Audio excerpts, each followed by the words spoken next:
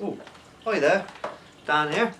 I've been to Aquatics and bought myself some corals.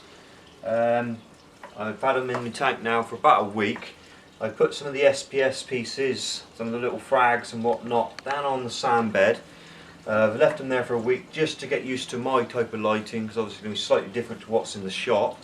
It just gives them a chance to adjust. Sometimes if you put them straight up the top in intense light, the corals can bleach out for a period of time because of just the change of environment of light. So I put them down on the sand bed for now. So now they've adjusted, I'm going to start gluing them to my rocks. Some come on little plugs, some have come on big concrete bases.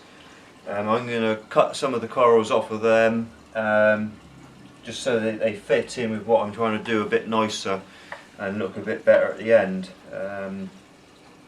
You want to think about when you're placing your corals how they're going to look. Certain corals are going to grow outwards and plate out forwards more. Some are going to bush up more and create more of a bush, and then you're going to get like your staghorns. I've got a couple at the back now already that are going to grow up and try and reach the surface of the water. So you don't really want those sort of corals right at the front because they're going to just ruin the view. So you sort of want to have your plating out ones near the front, your bushy ones in the middle, and then your acros at the back that are going to grow up taller. And as well, if you buy a few and just give yourself time to think about where you want to place them, it saves having to pull them back off the rocks later on. Gives you a chance to just sort of design your display and how it's going to look in maybe a year or so's time. So we're going to go ahead now and start gluing some on, and then we'll let you see what it looks like. Right, we've got everything where we want it now. It's took us about an hour or so to place out where we want the corals to. We put some corals right on the front of the rock work facing outwards, so hopefully they'll go out and up and grow out and look quite nice. Some are in the middle that are going to grow up quite high, and then we've got the staghorns at the very back which should reach right at the back, so we should have a nice display of corals.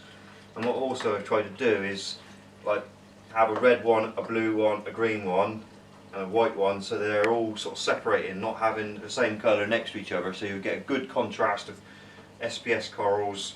When they all grow out, they're all going to have nice different colour breaks in between them, so they all look slightly different.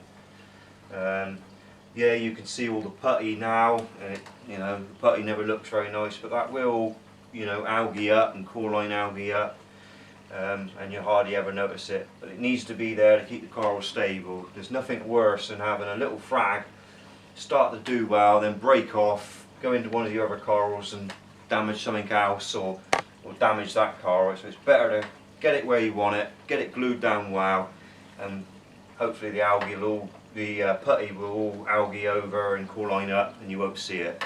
It's well worth getting it right. Quite pleased with the way it's turned out. I think it's going to be a nice display of colour there. We've also put some of the LPS corals back in under the rocks, so we sort of hide in the base of the rock work and give it a nice clean sand bed. Probably won't add many more corals to this tank now. What we're going to do is let it grow out for another month now, and we'll do another picture in about a month's time so you can see the difference in growth on some of the corals. Look forward to seeing it then. Brilliant.